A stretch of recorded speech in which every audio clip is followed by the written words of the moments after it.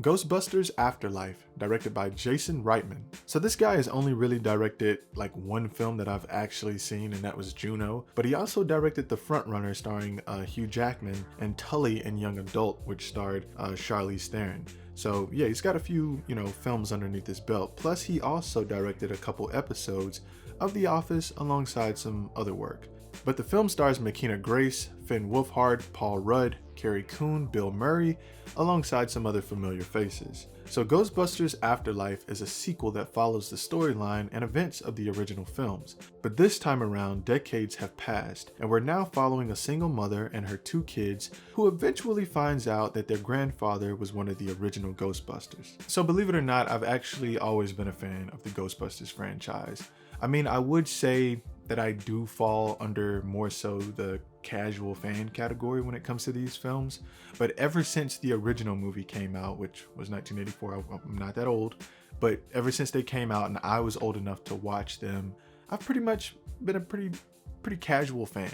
And in my personal opinion, the original films were always sort of able to capture a vibe between funny and somewhat still creepy at the same time. I feel like they always nailed that vibe with the funny ghost, but the somewhat more scarier, more powerful ghost along the way. And I think this new 2021 sequel accomplished recreating that old Ghostbusters vibe. Also, with some help from a great score as well that really provides the overall nostalgia. But this film, unlike the previous 2016 Ghostbusters, which I just did not enjoy, but this film, unlike that one, really pays homage and really acknowledges the greatness that the original films set the foundation for, which is something that I personally believe that hardcore Ghostbusters fans will really appreciate. There's really just a lot of great moments and fun Easter eggs included throughout the movie, and some really good comedic writing and great chemistry, especially amongst the younger actors here. I mean, just a lot of their comedic timing was actually pretty impressive and got some genuine laughter out of me, I must admit. I would honestly say that my only complaint with the film is that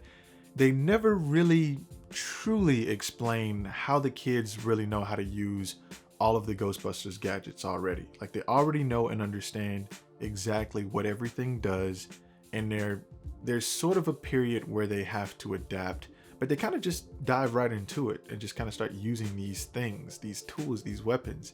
And I didn't really like that too much. I wish they would have spent more time explaining and just showing them train and use these tools. There is a little bit of that in the film, so don't get me wrong. I did acknowledge that they tried to touch on that aspect, but it just didn't seem like there was enough time spent on that part of the movie.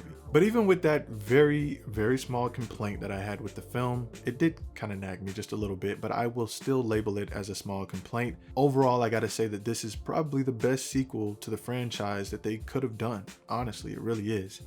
So I'm giving Ghostbusters Afterlife an 8 out of 10.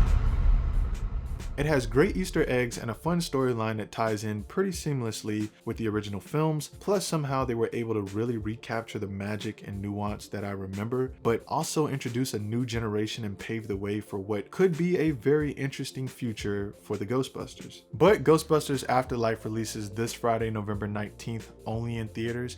Also be sure to stick around for the 2 post-credit scenes after the film, because yeah, like I said, it seems like they're gonna be doing some stuff. They're definitely gonna be doing some stuff, and that's all I'll say. But there you have it, and if you enjoyed the content, you know what to do. Thank you for watching.